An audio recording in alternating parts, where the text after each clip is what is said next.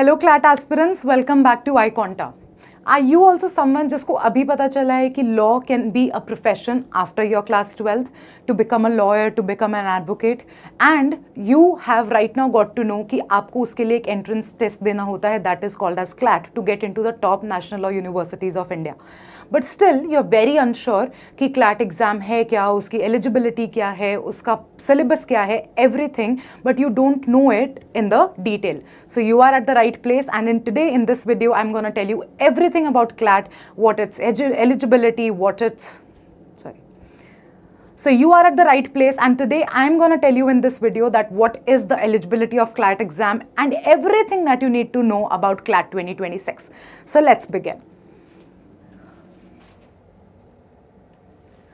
So first thing, the eligibility. There is no upper age limit for the candidates appearing for the CLAT UG program through CLAT 2026. आपकी कोई upper age limit matter नहीं करती है. Whatever age you have, you can appear for CLAT 2026 exam.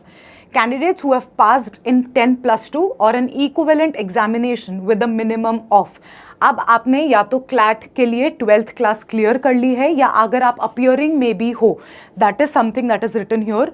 What percentage that you need in class 12th, आप यहाँ पर देखोगे कि आपके क्लैट के जो मार्क्स हैं वो मैटर नहीं करते हैं, बट एक मिनिमम थ्रेशोल्ड आपको चाहिए होता है आपके क्लैट एग्जाम को क्लियर करने के लिए. 45% ऑफ द मार्क्स और इट्स इक्वलेंट इन ग्रेड, और 40% of the marks are equivalent in case of candidates belonging to SC, ST, PWD categories. So वो आपको क्या बोल रहे हैं कि अगर आप एक जनरल कैटेगरी से हो,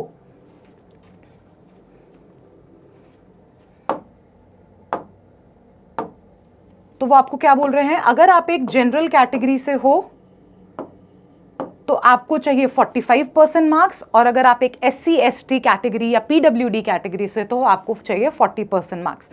Candidates, this line is very important for you to understand. Candidates appearing for the qualifying examination in March, April. Qualifying examination, that means they are talking about here class 12th boards.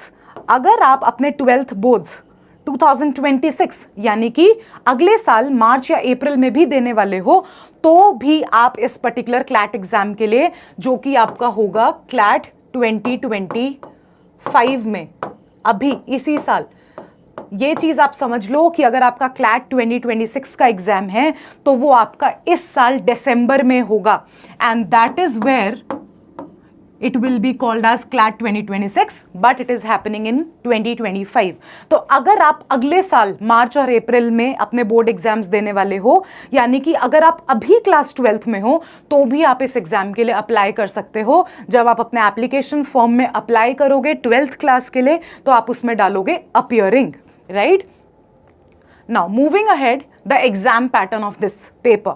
There are total of 120 questions and you are allowed 120 minutes. यानी कि आपको solve करने हैं 120 questions in 2 hours. What is the marking scheme? +1 for every correct answer and 0.25 negative marking. What are they saying here?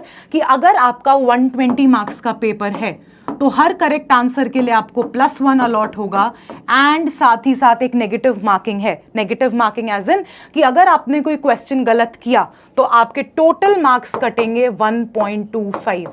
तो इसीलिए हमेशा advisory होता है कि जिस क्वेश्चन के लिए आप बहुत ज्यादा श्योर हो, the question that you very sure of is the only question that you should attempt in CLAT 2026 और any entrance exam where the negative marking is there. Because अगर आपका वो क्वेश्चन गलत हो गया तो आप प्लस लेने की बजाय ज्यादा मार्क्स गवा दोगे, right. Now moving ahead with the syllabus, right? What are all the sections that are asked in your CLAT exam? The first one is the legal reasoning, logical reasoning, GK and current affairs, English language, and quantitative techniques, right? So these are the 5 sections that are asked in your CLAT exam. What is the syllabus? What is the bifurcation of each section is something that we have mentioned here. Now let's talk about the legal reasoning. It is the highest weighted section for your CLAT exam. The question weightage is 30 to 32 questions out of 150, out of 120. So almost 25% of your paper is the first part, that is the legal reasoning part. अब आपसे legal reasoning में क्या पूछा जाता है? Indian Constitution. And before moving ahead, I also want to tell you one thing, that just not the direct questions. The CLAT exam is fully a passage based paper. आपसे कोई भी direct question नहीं पूछा जाता है आपके CLAT exam में. तो ये जो सारे आप topics देख रहे हो, अगर आप इसमें से सोचो कि ऐसे questions जो हम directly Constitution, contract, torts पढ़ के हम खुद solve कर लेंगे, सिर्फ हमें कुछ थ्योरी पता होनी चाहिए, then there is something that you are mistaken of. आपके क्लैट के एग्जाम में पूरा एक पैसेज बेस्ड पेपर है. You never know what kind of passage they will give you, and when they give you a passage you have to solve the passage, interpret it and then solve the follow up questions, right? So the most important topics in your legal reasoning are something like this: Indian constitution, right, 10 to 12 questions. Indian Penal Code, which has now been changed to BNS, 5 to 6 questions. Indian Contract Act, again 5 to 6 questions. Family Law, 4 to 5 questions. Law of Torts, 4 to 5 questions. Legal Fundamentals and Terms, Legal Maxims, through a passage only, not direct questions. Very less questions, 1 to 2, rare chances. Important landmarks and Supreme Court judgments, again. But आपको यहाँ पर अब एक चीज़ देखनी है कि आपके ये जो दो टॉपिक्स हैं ये आपके पूछे जाते हैं अदर लॉ एंट्रेंस एग्जाम्स में. एंड वो कौन से हैं? जैसे आपका एलेट है, स्लैट है. अब वो सब क्या है वो आपको मैं एक और वीडियो में बताऊंगी. And if you want to know the details of other law entrance exams as well, do let me know in the comment section. And here आपको ये देखना है कि जो एग्जाम्स आपके पैसेज बेस्ड एग्जाम्स नहीं है, जैसे कि एलेट है, स्लैट है, वहां पर आपके ये दो टॉपिक्स बहुत इंपॉर्टेंट हो जाते हैं: the legal maxims and the Supreme Court judgments, right? Now let's move ahead to the English language portion, right? English language में है आपके 22 से 24 questions, right? Again, a good majority of questions from this particular section, right? In the English language portion of the CLAT 2026 syllabus, you will be given passages of around 450 words. Again, as I told you, a passage-based paper. English में भी आपका passage-based paper ही आ रहा है. These passages will be drawn from contemporary or historically relevant fiction and non-fiction literature and will be of a level that a 12th standard pupil might read in 5 to 7 minutes. So what are they testing here? कि आप एक passage को पढ़ के कितना analytically, कितना critically उस पूरे पैसेज को इंटरप्रेट करोगे और कितना एक्यूरेटली आप अपने फॉलो अप क्वेश्चंस को सॉल्व करोगे, right? So in the whole paper they are testing the same thing, right? Each paragraph will be followed by a series of questions that will demand you to demonstrate your comprehension and linguistic skills, including your abilities to read and grasp the paragraph's core message as well as arguments or opinions presented in the passage. So वो आपसे English में क्या जज कर रहे हैं कि author उस पर्टिकुलर पैसेज में क्या कहना चाह रहा है. What is the core message? What are the arguments or opinions that is given in that particular passage, right? Based on the reading, draw deductions and conclusions, summarize the passage, compare and contrast the various arguments, and recognize the meaning of certain words. So this is the basic idea of your English language portion, right? Now, moving ahead to the GK and current affairs section, सबसे hyped section होता है ये 12th class students के लिए, क्योंकि आज तक उनको हैबिट नहीं होती है न्यूज़पेपर रीडिंग की, आज तक उनको हैबिट नहीं होती है अपने करंट अफेयर्स से अवेयर रहने की. And that is what this particular section tests.